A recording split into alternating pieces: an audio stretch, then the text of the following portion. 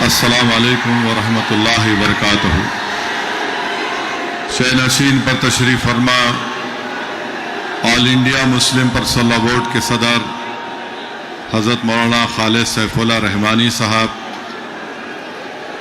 जमीयतुल उलमा के मुफ्ती ज़ुबैर साहब, जमात इस्लामी हिंद के तेलंगाना के सदर,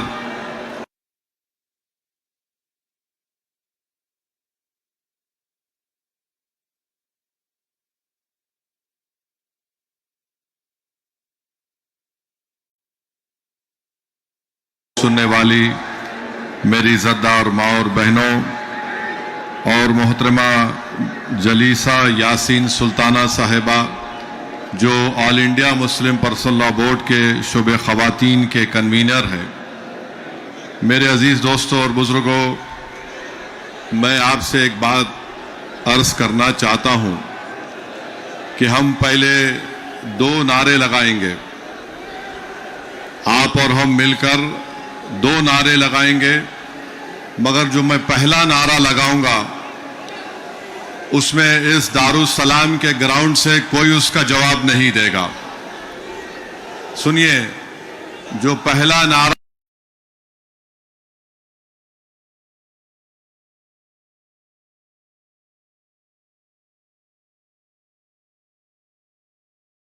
हम लगाएंगे, आप भाई साहब आप नारे लगाएंगे या सुन रहे हैं बात को? बैठिए, बैठो, बस करो, करिए।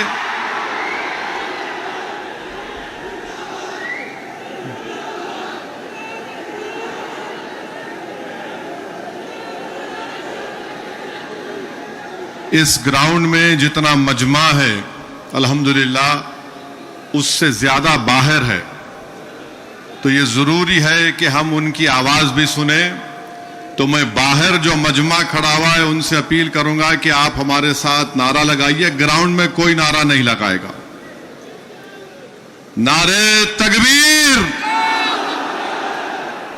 नारे तकबीर। अब हम सब मिलकर लगाएंगे, नारे तकबीर, नारे तकबीर। अब आपसे तीसरी बात यह करना है, आपके पास सेलफोन है, जरा खोल के लाइट जलाओ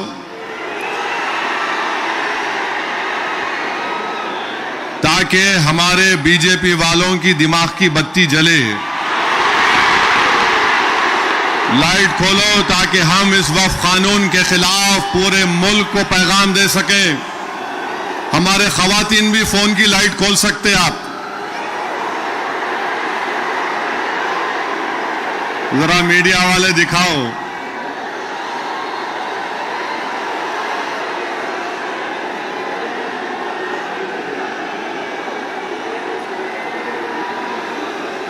अब जरा जेब में रख लो फोन को। आपसे अहम बात यह कह रहा हूं कि अब जब जलसा खत्म हो के यहां से आप निकलेंगे, आप लोग पुरअमन तरीके से अपने अपने मुकामात को जाएंगे। आप झंडे लहराते हुए नहीं जाएंगे, सब्र और तहम्मुल का मुजाहरा करते हुए सरजमीन हैदराबाद के अमन को और मजबूत करते हुए आप यहां से जाएंगे। जाएंगे ना आराम से इंशाअल्लाह। और घर को जाके बैठना नहीं, ईशा की नमाज गोल नहीं करना। ईशा पढ़ना है मेरे को भी और आपको भी, तो ईशा भी पढ़ेंगे ना आप। अब मसला यह है कि किसी शायर ने अच्छा कहा था, जब ज़मीर और ज़र्फ का सौदा हो दोस्तों, जब ज़मीर और ज़र्फ का सौदा हो दोस्तों, कायम रहो हुसैन के इनकार की तरह। मैं आपको यह बताना जरूरी समझता हूं कि इस कानून के खिलाफ all India Muslim personal law board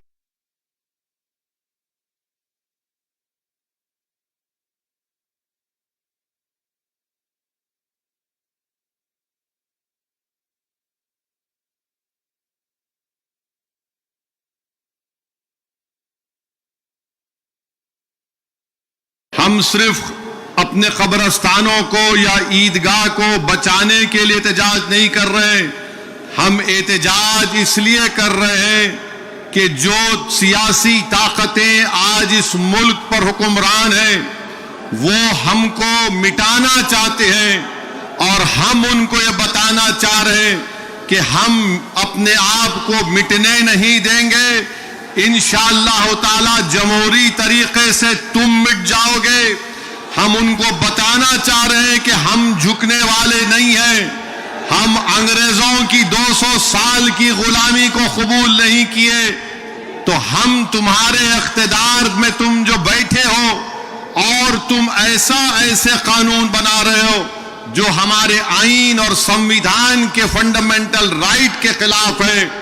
मैंने पार्लियामेंट में उस कानून को फाड़ा तो सिर्फ अपने तौर पर नहीं फाड़ा बल्कि भारत के गयूर तमाम हिंदुस्तानियों की तरफ से उस कानून को फाड़ा, जो हिंदू भी है, मुसलमान भी है, सिख भी है, ईसाई भी है, जो आज भी इस मुल्क की खूबसूरती को पहचानते हैं। भारत की खूबसूरती उसका इत्तेहाद है, भारत की खूबसूरती उसका भाईचारा है। भारत की खूबसूरती नरेंद्र मोदी नहीं है मेरे अजीज दोस्तों और बुजुर्गों। भारत की खूबसूरती उसका भाईचारा है। भारत की खूबसूरती उसकी मस्जिद भी है, मंदिर भी है, दरगाहें भी है, खानकाएं भी है। और जो लोग इस भाईचारगी को खत्म करना चाहते हैं वो भारत को कमजोर कर रहे हैं। तो हमारा एहतजाज इसलिए भी है कि वो लोग जो हमको सफ़े हस्ती से मिटाना चाहते हैं, हम उनको पैगाम देना चाहते हैं कि हम मिटने वाले नहीं हैं। मैं बार बार कह चुका हूं, जब तक हम दुनिया में जिंदा है कयामत नहीं आएगी। जिस दिन हम चले जाएंगे सूर फूका जाएगा, याद रखो। और अगर बीजेपी ये समझ रही है कि उन्होंने 2014 में इख्तिदार पर आए तो पहले ट्रिपल तलाक का ऐसा कानून बनाया जो मुस्लिम खवातीन के खिलाफ बनाया, फिर उसके बाद उन्होंने CAA का कानून मजहब की बुनियाद पर बनाया, फिर उसके बाद उन्होंने UAPA के कानून को गंदे तरीके से उसको और ताकतवर बना दिया, फिर उसके बाद उन्होंने मजहब तब्दीली का कानून अपनी बीजेपी जहां पर इख्तिदार में रियासत में बनाया, फिर अब वो यूनिफॉर्म सिविल कोड बनाने की बात कर रहे हैं। 11 साल से नरेंद्र मोदी सिर्फ मुसलमानों की मजहबी शनाख्त पर हमला कर रहे हैं। 11 साल से नरेंद्र मोदी सिर्फ मुसलमानों की मस्जिदों को छीनने की कोशिश कर रहे हैं। 11 साल से नरेंद्र मोदी मुस्लिम खवातीन को ताकतवर बनाने के बजाय उनके सरों से हिजाब को छीन रहे हैं। 11 साल से नरेंद्र मोदी बुलडोजरों के जरिए सबसे ज्यादा दलित और मुसलमानों के घरों को तोड़ दिया। अब यूनिफॉर्म सिविल कोड के नाम पर हमारी शरीयत को हमसे छीनना चाहते हैं। वो शरीयत जो शरीयत एप्लीकेशन एक्ट 1937 है, जब संविधान बन रहा था तो बाबा साहेब अंबेडकर ने कहा था कि शरीयत एप्लीकेशन एक्ट बरकरार रहेगा, मगर आज नरेंद्र मोदी ये समझते हैं कि मैं बाबा साहेब अंबेडकर से बड़ा दूरंदेश हूं। मिस्टर मोदी, आप अंबेडकर के पैर की धूल भी नहीं है, इस बात को याद रख लो आप मेरे अजीज दोस्तों और बुजुर्गों। और दूसरी बात यह, मैं आपसे कह रहा हूं कि अपने सफों में इत्तेहाद को मजबूत रखिए। ये लड़ाई जो आप और हम मिलकर अपने दीगर सेकुलर हिंदू भाइयों के साथ, सिख भाइयों के साथ लड़ रहे हैं, याद रखो बीजेपी संघ परिवार हमारे सफों से बाज मीर जाफर, मीर सादिक को खड़ा करेगी। इनसे एहतियात करो। मगर आज मालूम हुआ कि जाफर पाशा में कश्फो करामात भी है। मुझे अभी किसी ने व्हाट्सएप पर भी जाया कि जो इस वफ की कानून की ताईद में आ रहे हैं, जो बड़ी बड़ी बातें करते हैं, ख्वाजा अजमेरी के आस्थाने से उनका ताल्लुक है, जाफर पाशा की तकरीर को लाइव बैठकर देख रहे थे तो मालूम हुआ उनको भी बड़ा डर हो गया है कि अब हैदराबाद से एहतजाज बुलंद होगा। अरे जो तुम ख्वाजा अजमेरी के आस्थाने के जिम्मेदार हो ना, मैं पार्लियामेंट में इंशाअल्लाह ताला ख्वाजा एक्ट के तरमीम का एक बिल लाऊंगा और प्राइवेट मेंबर्स बिल लाकर कहूंगा कि तुम नहीं बनोगे, उसमें पसमानदा को किसी को बनाना पड़ेगा। तुम तायीद करोगे, मैं तो ला रहा हूं प्राइवेट मेंबर्स बिल आइंदा सेशन में, तुम देखना। अरे तुम लोग कितना गिर सकते हो, तुम कितना गिर सकते हो, कम से कम उस आस्थाने की निस्बत का तो लिहाज रख लो, तुम उस आस्थाने की निस्बत का तो लिहाज रख लो। और इस बात को भी याद रख लो कि जब तुम और हम इस दुनिया से जाएंगे तो आरएसएस वाले अगर तुमको खंदे पर लेकर गए कब्रिस्तान में, तो फिर अंदर जाने के बाद जब फरिश्ते पूछेंगे कौन है तेरा रब, तो तुम क्या मोदी बोलोगे या अल्लाह बोलोगे? देख लो इस बात को, हम तो अल्लाह ही बोलने वाले हैं और बोलते रहेंगे। अल्लाह ही हमारी मदद करेगा और अल्लाह ही इनको शिकस्त देगा इंशाअल्लाह ताला। हम तौहीद परस्त हैं और हमको फख्र है इस बात का कि रब्बे कायनात जिस चीज का मालिक अल्लाह है, मोदी कह रहे हैं कि उसका मालिक अल्लाह नहीं रहेगा। अब मोदी आप खुद देखोगे अल्लाह कैसा बता देगा अपना जल्ले जलालहू, आप देखेंगे। आप इसको, इस कानून को तुमको वापिस लेना पड़ेगा। जिस तरह हमारे किसान भाइयों ने हमको रास्ता दिखाया, हम उसी रास्ते पर एहतजाज करेंगे। जब तक कानून वापिस नहीं होगा, भारत में पुरअमन एहतजाज होगा। आप तैयार हैं कि लंबी जमहूरी लड़ाई लड़ने के लिए,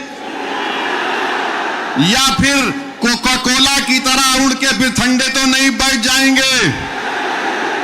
क्या आप तैयार हैं जमहूरी एहतजाजी लड़ाई लड़ने के लिए? अगर आप तैयार हैं तो आप अपने आप से वादा कर लीजिए कि जब तक ये काला कानून वापिस नहीं होगा, हम एहतजाज करेंगे, हम पीछे नहीं हटेंगे, पुरअमन एहतजाज हमारा होगा। याद रखो मेरे अजीज दोस्तों और बुजुर्गों, हम अल्लाह जिस जमीन का, जिस जायदाद का मालिक है, उसकी हिफाजत के लिए आगे बढ़ रहे हैं। हम अल्लाह के घर की हिफाजत के लिए आगे बढ़ रहे हैं। हम औलिया अल्लाह के आस्थानों की हिफाजत के लिए आगे बढ़ रहे हैं। हम अपने ईदगाहों की हिफाजत के लिए आगे बढ़ रहे हैं। और याद रखो इंशाअल्लाह ताला अल्लाह हमारी इस कोशिशों को कबूल करेगा, अल्लाह हमारे इस ईसार को कबूल करेगा। हम जो कुछ भी कर रहे हैं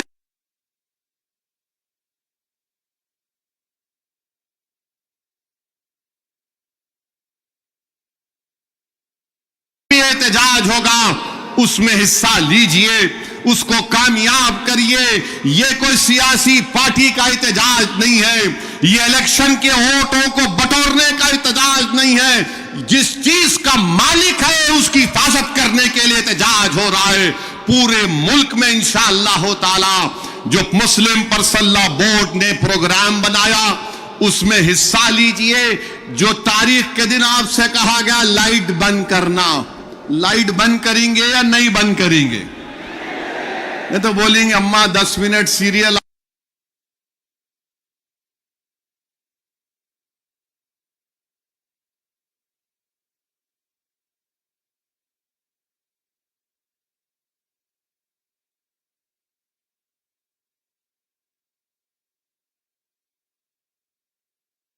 खड़े होना है अपने हिंदू भाइयों के साथ, अपने सिख भाइयों के साथ।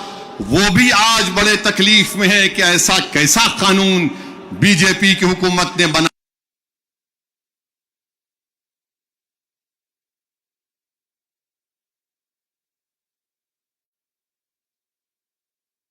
वो हमारे दीनी भाई हैं मेरे भाई। खुदारा उनके बारे में कोई गलतफहमी मत रखिए। मैं आपको बता रहा हूं, नरेंद्र मोदी ने इस मुल्क को गुमराह किया। मैं और अब्दुल्ला साहब, हम लोग पार्लियामेंट की कमेटी के मेंबर थे। Mister Abdullah, I am saying to the people of Hyderabad and to the people of India that during the deliberations of the joint working committee, the Bora community had come, Dawoodi Bora community had come to the committee along with King's Counsel Mr. Salve, Harish Salve, and they had given a representation. You remember, they wanted exclusion from the Waqf Act. They had clearly said, we have nothing to do with this bill. The Dawoodi Bora have clearly stated that in 1962 the Supreme Court has given them a definite definition of religious denomination. The Dawoodi Bora have said, if you remember, that they believe in the concept of Dail Mutlaq. And this Waqf bill goes contrary to that. It is part of their faith. मैंने ये कहा कि अपने दाऊदी बोरा भाइयों की ईमानदारी पर हरगिज शक मत करो। नरेंद्र मोदी हमारे इत्तेहाद को कमजोर करना चाहते हैं। दाऊदी बोरा के लोग पार्लियामेंट की कमेटी के पास आए थे। लंदन से मायानाज वकील किंग काउंसिल जनाब हरीश साल्वे साहब को लाकर पार्लियामेंट की कमेटी के सामने कहा कि हम 2024 का कानून नहीं चाहिए, हमको वक्फ से अलहदा करो, क्योंकि दाऊदी बोरा जो एक शियाओं की ब्रांच है, उन्होंने कहा कि हमारे पास दाइल और मुतलक है। उनके जो रूहानी पेशा है मुफद्दल साहब, अल्लाह उनको सलामत रखे, वो उनकी मौजूदगी में कोई मुतवल्ली नहीं हो सकता। लिख कर दिया उन्होंने कि हमको इस वक्फ एक्ट से लेना देना नियम को निकाल दो। तो ये इनको बुलाया गया, मोदी ने बुलाया इनको, और नरेंद्र मोदी ने कितना गुमराहकुन बात की। बैठ के कहा कि मैंने 3 साल पहले ये बिल बना दिया, आप लोगों को नहीं मालूम होगा, मैंने भिजा दिया आपको और कहा कि कॉमा फुल स्टॉप लिख दो। मोदी ये पैगाम दे रहे हैं भारत के सेकुलर हिंदू भाई बहनों को, सिखों को और मुसलमानों को, मैं तो नहीं लाया है बिल, ये तो ये लोग बोल के लाया मैं। आप समझ रहे हमारी बात को? और हम जब कमेटी में थे, हम मिनिस्ट्री ऑफ माइनॉरिटी अफेयर से पूछे कि कानून तुम क्यों लाए, क्या तुमने मुसलमानों से बातचीत की, क्या तुमने इस बिल के बारे में बात की? एक वर्ड नहीं बोल सके वो लोग। The committee when called the Ministry of Minority Affairs, they didn't have anything to say. Why did they bring this bill? You are witness to it.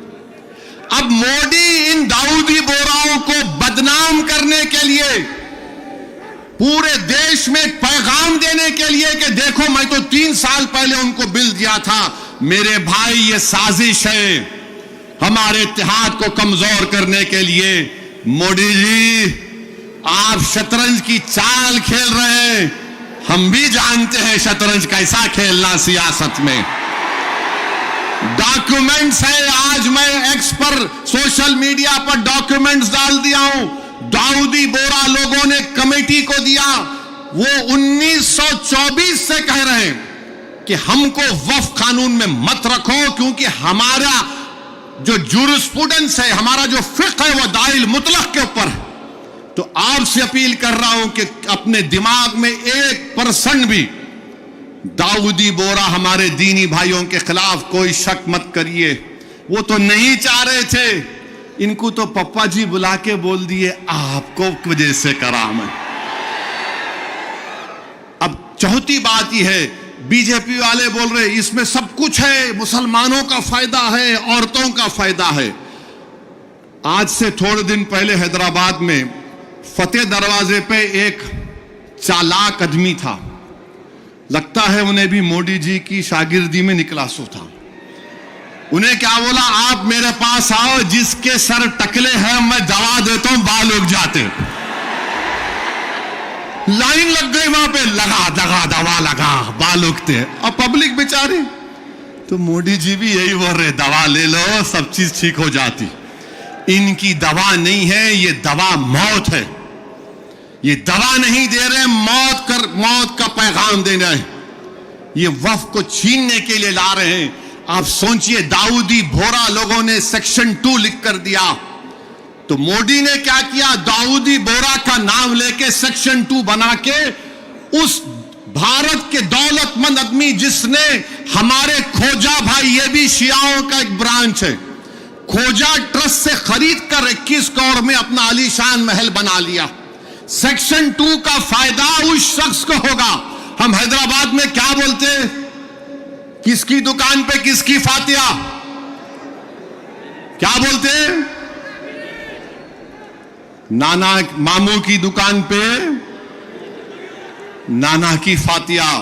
तो दाऊदी बोहरा को सामने रख के मुकेश भाई की फातिया पढ़ दी है इन्होंने काम कर दिया। सेक्शन 2 से उनको फायदा होगा। तो आपको और हमको मुत्तहिद रहना है, शिया सुन्नी इत्तेहाद को मजबूत रखना है। आप शिया सुन्नी इत्तेहाद को मजबूत रखेंगे ना मेरे भाई, ये all India Muslim personal board के प्लेटफॉर्म पर शिया भी है, सुन्नी भी है। ये पैगाम मुस्लिम पर्सनल बोर्ड देता है कि हम अपने इत्तेहाद को मजबूत रखें। दाऊदी बोहरा को मोदी धोखा दे दिए, उनके नाम को इस्तेमाल करके मुकेश भाई को बोले लो गुलाब जामुन खाओ एंड बी हैप्पी। उनके अच्छे दिन आ गए। तो मेरे अजीज दोस्तों और बुजुर्गों, छठी बात आपसे अर्ज करना चाह रहा था वो ये है कि सदर साहब ने बहुत सी बातें आपके सामने रख दी कि सुप्रीम कोर्ट ने रिलीफ दिया है, मगर आज भी हम वक्फ की जायदाद को खो रहे हैं। लिमिटेशन एक्ट अप्लाई हो गया, जो 12 साल से काबिज है वो मालिक बन रहा है। 6 महीने के अंदर पोर्टल पर चढ़ाना है, नहीं चढ़ाए तो वक्फ से चले जाएगा। वक्फ इवैक्यू प्रॉपर्टीज निकल गई हमारे हाथ से। 100 एकड़ जमीन है पंजाब हरियाणा में जो आज गवर्नमेंट उस पर काबिज हो चुकी है। रिपोर्ट आई कि उत्तर प्रदेश में 500 से ज्यादा वक्फ प्रॉपर्टीज को उत्तर प्रदेश की सरकार ने गवर्नमेंट की प्रॉपर्टी डिक्लेयर कर दिया। तो मेरे अजीज दोस्तों और बुजुर्गों, और इसमें एक है वक्फ अल औलाद अब नहीं कर सकेंगे आप। वक्फ अल औलाद के बारे में कह रहे हैं कि बच्ची का शेर मार के कोई वक्फ अल औलाद नहीं कर सकता। अरे मैं अल्लाह को दे रहा हूं, अपने बेटे बेटी को मालिक नहीं बना रहा हूं।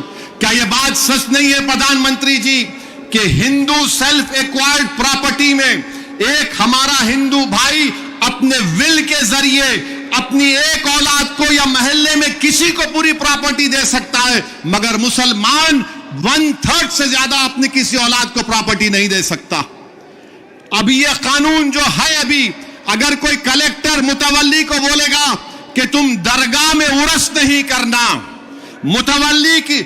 कलेक्टर मुतवल्ली को बोलेगा कि तुम आशूर खाने में इमाम बाड़े में मजलिस नहीं करना, कलेक्टर अगर कोई मुतवल्ली मस्जिद को बोलेगा कि तुम मस्जिद में अज़ान नहीं देना, और अगर मुतवल्ली नहीं सुनेगा तो कलेक्टर उसको 6 महीने की सजा दे सकता। यह कानून है। अभी पहले कानून यह था कि अगर कोई वक्फ की प्रॉपर्टी को बेचता तो 2 साल की सजा, नॉन बेलेबल। अब मोदी जी बोल रहे प्यारे मैं राजा हूं, तुम लूटो बेल ले लो, 6 महीने की सजा काट के आ जाओ, मैं हूं ना। यह कानून बनाया गया है। तो मेरे अजीज दोस्तों और बुजुर्गों, यह वक्फ का कानून मुसलमानों के मफाद में नहीं है। यह वक्फ का कानून मुल्क के मफाद में नहीं है। यह वक्फ का कानून भारत के भाईचारगी के लिए नहीं है। झगड़े शुरू हो जाएंगे, मस्जिदों पर यह बोला जाएगा कि 500 साल पहले ऐसा था वहां पर, और ये बार बार बोलते टीवी पे, ने आपको वक्फ से क्या मिला? अरे क्या कोई आपके अम्मा के महर में आया है जो हमसे पूछ रहे आप वक्फ से क्या मिला क्या नहीं मिला? हमारे को हमारी आखिरत मिलती वक्फ को बचाए तो। ख्वाजा बंदा नवाज की दरगाह मेडिकल कॉलेज है, इंजीनियरिंग कॉलेज है, वफ का है। हमदर्द रूह अफ़ज़ा पिए तो वो भी वफ का है। कलेजे को ठंडक पहुंचती, तुम लोग पियो जरा रूह अफ़ज़ा। अब रूह अफ़ज़ा के खिलाफ उन्होंने जिहाद कर रहे, जो नाक से ऐसा सूंघ के दूसरे नाक नकुड़ी से निकालने का दर्ज देते। कहां जाएगा ये मुल्क? हद तो ये हो गई मेरे अजीज दोस्तों और बुजुर्गों कि अब कोई ये कह रहा है कि चीफ जस्टिस के फैसले के बाद इस देश में मजहबी जंग शुरू हो जाएगी। नरेंद्र मोदी जी, आप इख्तिदार पर हैं, आपकी पार्टी के लोग इस तरह की बात करेंगे? आप तो भारत के संविधान पर हल्फ लिए हैं कि इस देश में ये अंबेडकर का देश, ये मौलाना अबुल कलाम का देश, ये भगत सिंह का देश, अल्लामा फजल खैराबादी का देश, हुसैन अहमद मदनी का देश, महमूदुल हसन का देश, ये टीपू सुल्तान का देश। यहां बोल रहे मजहबी जंग शुरू हो जाएंगी। मोदी जी, बाबरी मस्जिद का फैसला हमारे खिलाफ आया तो क्या हमने ये जुमला कहा था कि मजहबी जंग शुरू हो जाएगी? हमने कहा था कि supreme court is supreme but infallible, but not infallible. Babri मस्जिद को तोड़ने वालों का क्रिमिनल केस का फैसला आया, किसी को सजा नहीं हुई। हमने कहा कि मजहबी जंग शुरू हो जाएगी। 5-5 साल से बच्चों की बेल नहीं रहे, उनकी मां बाप मर रहे हैं, मर गए हैं। हमने यह कहा कि मजहबी जंग शुरू हो जाएगी। CAA का कानून है, हियरिंग नहीं होती। क्या हमने कहा कि मजहबी जंग शुरू हो जाएगी? UAPA में डालकर हमको सड़ाया जाता है कि हमने जुमला कहा कि मजहबी जंग शुरू हो जाएगी। नरेंद्र मोदी जी, आपकी पार्टी के लोग कह रहे हैं कि रिलीजियस वॉर शुरू हो जाएंगी, मजहबी जंग शुरू हो जाएगी। किसको डरा रहे हैं ये लोग? अदलिया को डरा रहे हैं आप। इख्तिदार में रहकर अदलिया को डराएंगे आप। आपके हक में फैसला आया तो आपके मुंह में लड्डू फूटते हैं और आप रिलीजियस वॉर शुरू हो जाएंगी। यही फर्क है हम भारत के उन मुहिबान भारत में जिसमें हिंदू मुसलमान भी है। हम जब हमारी मर्जी के खिलाफ भी फैसला आता है हम उसको कबूल करते हैं। इसलिए कबूल करते हैं कि हम कॉन्स्टिट्यूशनल मोरालिटी को मानने वाले हैं। और ये संघ परिवार के लोग एंटी कॉन्स्टिट्यूशन के लोग हैं। ये संविधान को तो मानते मगर उसको सब्सक्राइब नहीं करते हैं। ये फर्क है भारत के असली नागरिक में और उन लोगों में जो नेशनलिज्म के झूठे दावे करते हैं और कहते हैं कि रिलीजियस वॉर, जो कहते हैं कि अगर कोर्ट कानून बनाएगा तो पार्लियामेंट को बंद कर दो। अरे अगर तुम पार्लियामेंट में बैठकर अपनी अददी ताकत की बुनियाद पर मुझे मिटाने का कानून संविधान के खिलाफ बनाओगे तो मेरे पास चारा क्या बचता है कि मैं अवाम में जाऊंगा और फिर कोर्ट को जाऊंगा। हम कोर्ट को गए, अवाम में भी जा रहे नहीं। कोर्ट कानून कैसे बनाएगा? अरे जालिमों, सुप्रीम कोर्ट का जजमेंट कानून का मौकफ रखता है। पढ़ो, तुम लोग ट्यूबलाइट हो, तुम लोग थम्स अप हो। तुम्हारे दिमाग में एक ही बात बैठा हुआ है, नहीं मोदी है तो खुदा है। अरे खुदा था, है और रहेगा उसी का नाम। आइन है और रहेगा, मगर इस तरह धमकी देना अदालत को। और फिर गवर्नर प्रेसिडेंट को बोल रहे हैं, उनको बोल रहे हैं अगर नहीं करे तो कानून बन जाएगा। अरे 142 क्या है प्यारे? 142 आइन का बनाने वाला अंबेडकर है। अंबेडकर में तुम्हारे से ज्यादा दूरअंदेशी थी।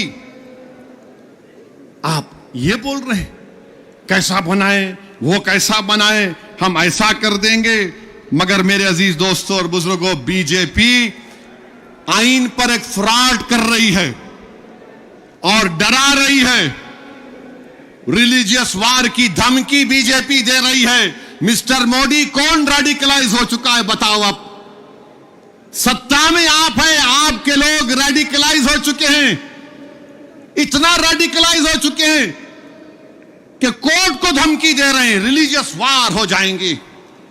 मोदी जी, अगर ये धमकी देने वालों को आप नहीं रोकेंगे, देश कमजोर होगा और देश कभी भी माफ नहीं करेगा। आज सत्ता इख्तिदार आपके पास है, कल नहीं रहेगा इंशाअल्लाह ताला, कल नहीं रहेगा इंशाअल्लाह ताला।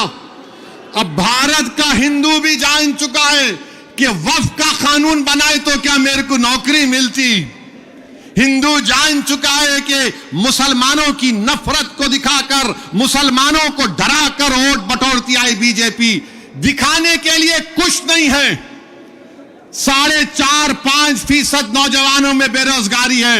उनके बेरोजगारी को दूर करने का कोई प्रोग्राम नहीं, मगर सिर्फ मुसलमानों को नफरत का निशान बना दो। तो मैं हमारे हिंदू भाइयों से भी अपील कर रहा हूं, जो आपके एंडोमेंट बोर्ड के लिए अच्छा है वो हमारे लिए भी अच्छा होना चाहिए। जो सिख गुरुद्वारा प्रबंधक कमेटी के लिए अच्छा है वो हमारे लिए भी अच्छा होना चाहिए। हमारा मुतालबा सिर्फ यही है कि हम अपनी वक्फ की जायदादों की हिफाजत कर सकें। और ये लोग बोलते नहीं, वो उन्होंने ऐसा कर रहे, आजकल मुझ पर भी उंगली उठा रहे। मेरे भाई, मेरी उम्र दरियाफ्ती की नहीं है अब। और तुम याद रखो, तुम जो कुछ बोल रहे हैं ना, मैं सियासतदान भी हूं और आधा वकील भी हूं। तो तुम्हारा वीडियो है मेरे पास, तुमको हैदराबाद आना पड़ेगा प्यारे। तुमको शॉपिंग कराएंगे। You want to see shopping, will show you shopping. जो बोले जा रहे। अगर हम अपनी जबान से बोलना शुरू करें ना, तो तुम्हारा लुत्फा कहां से आए बोल सकता हूं मैं। याद रखो, माफ करना, उलमाए कराम की मौजूदगी में बोल रहा हूं। वक्फ की कानून की मुखालिफत किस बुनियाद पर की जा रही है आप देखो। ये हो जाएगा, वो हो जाएगा, कुछ नहीं होगा, सिर्फ जायदादों को लूटने के लिए किया जा रहा है। तो इंशाअल्लाह ताला जो पर्सनल लॉ बोर्ड का एहतजाज पूरे तेलंगाना में होगा, मुल्क में होगा, अब तालकटोरा स्टेडियम में भी 22 को होगा। मैं हमारे तमाम से अपील कर रहा हूं, इसको कामयाब करिए। आपसे भी अपील कर रहा हूं कि हमको एक लंबी लड़ाई लड़ना है जमहूरियत में। कानूनी लड़ाई लड़ रहे हमारे वकील, अल्लाह हमारे वकला को सलामत रखे, अल्लाह उनको और हिम्मत दे, और अल्लाह हमको हिम्मत दे, अल्लाह हमारे ईमान को सलामत रखे। याद रखो मुसलमानों, बगैर ईमान के हम एक जिंदा लाश की तरह हैं। बगैर मस्जिदों के हम कुछ नहीं हैं। बगैर जायदादों के जिसका मालिक अल्लाह, अगर कोई और कब्जा कर लेगा तो हम क्या जवाब देंगे रब्बे कायनात के सामने। थोड़ी तकलीफ उठाना पड़ेगा। आज मगरिब की नमाज पढ़ते वक्त इस चादर के नीचे कंकर हमारे घुटनों को चुबा रहे थे, और हम उम्मीद कर रहे थे कि इमाम साहब जल्दी नमाज खत्म कर लेंगे। आधे मिनट के लिए सोचो कि 50,000 फलस्तीनी शहीद हो गए मेरे भाई, 11 लाख बेघर हो गए, 15,000 बच्चे मारे गए, 18-17 हजार के करीब खवातीन शहीद हो गई हैं।